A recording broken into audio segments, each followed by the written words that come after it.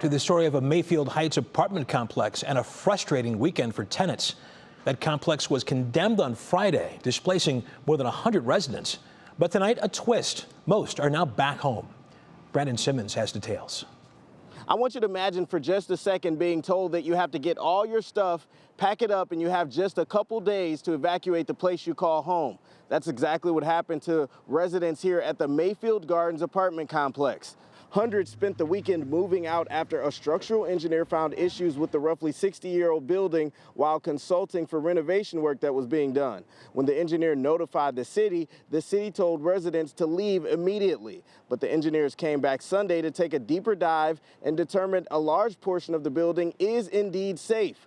But there are still 12 units that aren't allowed to be occupied until workers are able to fix some trouble spots. There are some structural issues, there's floor separation, there's a little bit of movement, so before we're going to let anybody go back in there, we've got to get that temporary stabilization in place. We were offering everyone, if you would like to terminate your lease right now, terminate your lease and we'll walk away. We'll return your security deposit and your July rent to get you a little cushioned. Originally, more than 100 people were left without homes. Now that number is down to roughly a little more than 20. The apartment owners, which took over the building a little over a year ago, are working with each of them to make sure they're cared for. Now, it could take weeks before workers are able to shore up those portions of the building for those residents of those 12 units to be able to move back in.